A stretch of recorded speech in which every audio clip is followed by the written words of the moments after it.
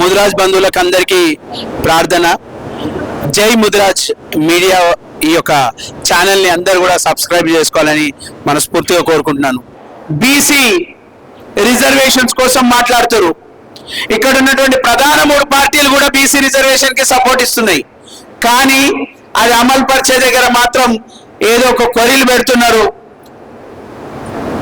బీసీలలో రిజర్వేషన్స్ వస్తే ఎక్కువగా లాభపడేది కూడా ముదిరాజులకే. కానీ ముదిరాజుల యొక్క నాయకత్వ లోపంలో, ముదిరాజులు నాయకులయ్యే క్రమంలో ముదిరాజులకి బీసీ రిజర్వేషన్ వచ్చినా కూడా అక్కడ కూడా మనము సరైన స్థానం మనం తీసుకోలేకపోతాం. ఇవన్నిటికీ కారణం ఏంటంటే గ్రామ స్థాయి నుంచి కూడా మనకి చైతన్యంతో పాటు ఒక తాటిపైకి, ఒక మాటపైకి రావాల్సిన అవసరం ఉంది. మాట ఇస్తారు మన వాళ్ళు ఖచ్చితంగా, కానీ మనోనికి ఇయ్యారు, వేరేవాడికి ఇస్తారు. అందుకనే నేను ఇంతకు ముందు కూడా చెప్పినాను, జిల్లా కార్యవర్గానికి ప్రతి ఒక్క గ్రామంలో మీరు ఒక 10 మంది యువకులను డెడికేటెడ్ గా పనిచేసే 10 మంది యువకులను ఐడెంటిఫై చేయండి. ఖచ్చితంగా మనకు రాబోయే రోజుల్లో మన ముదిరాజులకు మరియు ముఖ్యంగా బీసీలకు కూడా రాజ్యాధికారం వస్తుంది. ఎందుకంటే ఈ ఉమ్మడి నిజామాబాద్ జిల్లాలో మీరే గమనించుకోవచ్చు ఎంతమంది బీసీ నేతలు ఈడ ఎమ్మెల్యేలుగా ఉన్నారో. చాలా తక్కువ. ఎందుకంటే లీడర్లు కూడా వాళ్ళే. ఆ లీడర్లే మళ్ళీ బీసీ ఉద్యమంలో బీసీ రిజర్వేషన్స్ కోసం కూడా కొట్లాడే పరిస్థితి ఉంది. మన వాళ్ళని ఎప్పుడు వెనకాల నుంచోబెట్టుకొని నడిపించే పరిస్థితే ఉంటది. కాబట్టి మనలో అందరికి చైతన్యం రావాలి. చాలా మంది పిల్లల్ని చూస్తుంటున్నాం, 10th లేదంటే ఇంటర్మీడియట్ లో మనలో ఎడ్యుకేషన్ ఆపేస్తుంటారు. అది మారాలి.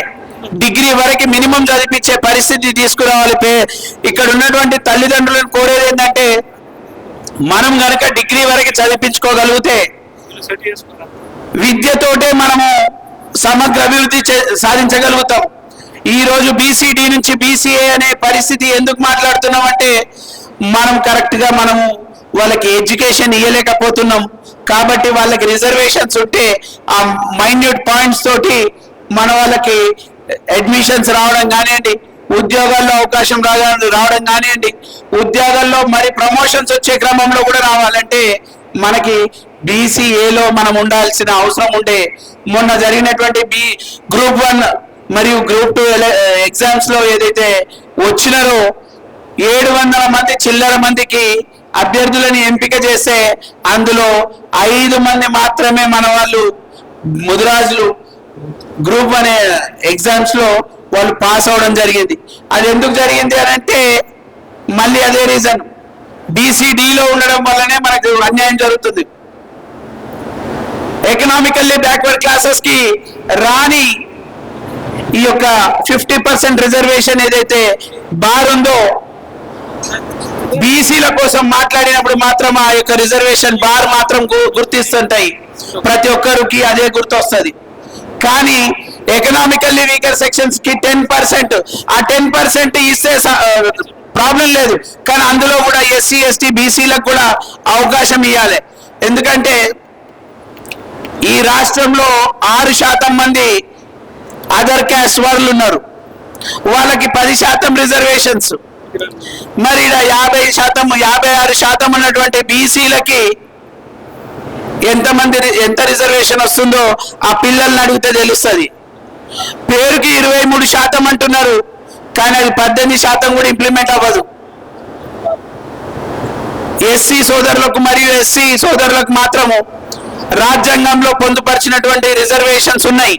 కానీ బీసీలకు ఉన్నటువంటి రిజర్వేషన్స్ మాత్రము చట్టబద్ధత లేకపోవడం వల్ల ఎప్పుడైనా ఏదైనా ప్రభుత్వము లేదా పార్టీ ఏదైనా రిజర్వేషన్స్ పెంచడానికి ఏదైతే ప్రయత్నం చేస్తే దాన్ని చట్టసభల్లో ఆమోదింపజేసే పరిస్థితి మనకున్న పార్లమెంట్ లో చేయాల్సినటువంటి బిల్లును మాత్రం అలాగే నీరుగార్చే క్రమంలో ప్రతి నాయకుడు మాట్లాడుతుంటాడు. ఒక నాయకుడు అంటాడు బీసీ రిజర్వేషన్ కి మేము మద్దతే, కానీ అందులో ముస్లిం సోదరులంది ఇది అంటారు. అసలు బీసీ రిజర్వేషన్స్ పక్కన పెడదాం. ఎప్పుడైతే బీసీలుగా ఎప్పుడైతే డిసైడ్ చేసినారో ఆ తర్వాత 72వ సంవత్సరం నుంచి 2025 సంవత్సరంలో ఎంతమంది ఎన్ని క్యాస్ట్లు మన బీసీల్లో జాయిన్ అయినాయి అప్పుడు ఎవరు మాట్లాడలేని పరిస్థితి. కానీ రిజర్వేషన్ మాత్రం అక్కడే ఉంచాలి. బీసీలలో ఎవరు డెవలప్ అవడం ఇష్టం లేదు. పాలకుల దగ్గర మనం వాళ్ళ యొక్క అధికారాన్ని గుంజుకొని మనం ఎప్పుడైతే గద్దెనెక్కుతామో అక్కడ మాత్రమే మనకు అవకాశం వస్తుంది.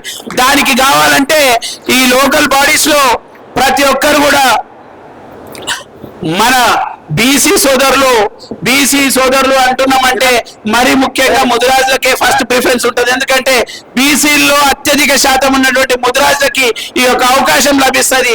ఈ అవకాశాన్ని అందరూ కూడా ప్రతి గ్రామ స్థాయిలో మీరు అందరూ కూడా చర్చ జరుపుకొని ఒక్కొక్క గ్రామంలో మన వాళ్ళని ఎంచుకోవడం, పక్క ఎక్కడైనా మనల్ని తక్కువ ఉంటే వాళ్ళకి వేరే కులస్తులకు అవకాశం ఇచ్చి మాక్సిమం బీసీ అభ్యర్థులను కనుక మనం నించోబెట్టుకొని గెలిపించుకోగలిగితే, గ్రాస్ రూట్ నుంచి మనం చేంజ్ చేసుకోగలిగితే మనకు ఖచ్చితంగా రేపు అసెంబ్లీలలో కూడా మనకి ఎక్కువ మంది అవకాశాలు లభిస్తుంది.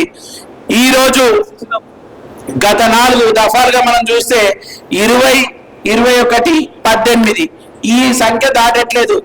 ఏది 119 నియోజకవర్గాల్లో వాస్తవంగా ఉండాల్సింది ఎంత అంటే 68 మంది ఎమ్మెల్యే అభ్యర్థులు ఉండాలి. కానీ ఈ రోజు ఎంతమంది ఉన్నారు? 20 మంది కూడా లేరు. ఉన్న వాళ్ళలో ఒక 2-3 క్యాస్ట్ల నుంచే ఉన్నారు. సో మళ్ళీ ఈ యొక్క బీసీ రిజర్వేషన్ గురించి మళ్ళీ కొట్లాడుతుంటే అందులో మన క్యాస్ట్ లో ఉన్నటువంటి 1-2 కులాలని టార్గెట్ చేసి ఇది వాళ్ళకే లాభం అవుతుంది అంటారు. ఈ లాభం ఎవరికి వచ్చినా ఎవరికి రాకున్నా బీసీలలో లాభం రావాలి. బీసీ మహిళలకు, బీసీ విద్యార్థులకి అవకాశం రావాలి అని అంటే యువత క్రియాశీలకమైనటువంటి పాత్ర పోషించాలి. బీసీ ఉద్యమాలలో కూడా మనల్ని ముందుండాలి. అలాగే నెక్స్ట్ మంత్ మనం చేపట్టబోయే బీసీడీ నుంచి బీసీఏలోకి మార్చాలన్నటువంటి డిమాండ్ ని అది కనుక చేయకపోతే మనము రిలే నిరాహార దీక్ష ద్వారా ఒక గాంధీయ పద్ధతిలో మనం ఈ యొక్క దీక్షలతో పాటు ధర్నాలతో పాటు మనము ఈ యొక్క హక్కును సాధించే విధంగా మనం అందరం కూడా కొట్లాడదాం. దాంతో పాటు ఇక్కడ ఈరోజు మరి ముఖ్యంగా నిజామాబాద్ లో 3 రెవెన్యూ డివిజన్స్ లో మరి ప్రతి డివిజన్ కి సంబంధించి ఒక 10 మండలాలు ఉన్నాయి. 29 మండలాల నుంచి వచ్చినటువంటి ప్రతినిధులందరికీ కూడా చెప్పేది ఏంటంటే రాబోయే రోజుల్లో మనము బీసీ ఉద్యమానికి కూడా మనమే ముందుండాలి. అలాగే బీసీలలో బీసీడీ నుంచి ఏలోకి మార్చినటువంటి జీవోని అమలు పరుస్తామని చెప్పినటువంటి రాష్ట్ర ప్రభుత్వం అమలు పరిచే విధంగా మనమందరం కూడా రోడ్డుపైకి రావాలి. మనమందరం మన హక్కులు ఎవరు అడిగితే అడుక్కుంటూ ఇచ్చేటోళ్ళు కాదు, దాన్ని సాధించుకోవాలంటే తెగిడ్చే పరిస్థితి కూడా మనందరిలో ఉండాలని కోరుతూ ఈ యొక్క సమావేశానికి చాలా సమస్యలు ఉన్నాయి. మరి ముఖ్యంగా ఈ రోజు మనం అందరం వీళ్ళకి ఒక సమావేశాన్ని ఏర్పరచుకోవడానికి ముఖ్య కారణం ఏంటంటే రాబోయే రోజుల్లో స్థానిక సంస్థల్లో మన యొక్క పాత్ర, మన యొక్క పార్టిసిపేషన్ ఏ విధంగా ఉండాలంటే సింహ భాగం ఉండాలి. అది ఉండాలంటే మనకి గ్రామాల్లో ఏముంటదంటే ఒక ఇంట్లో వాళ్ళకి ఇంకొకరికి పడదు. అలాంటి పడని ఏవైతే కుటుంబాలు ఉంటే వాళ్ళందరినీ కలిపే బాధ్యత జిల్లా కార్యవర్గంతో పాటు మండల కార్యవర్గాలతోటి సమన్వయం పరుచుకుంటూ ముందు జాగ్రత్తగా ప్రతి ఒక్కరిని ఒక తాటిపైకి తీసుకొచ్చే బాధ్యత తీసుకోవాలని కోరుతూ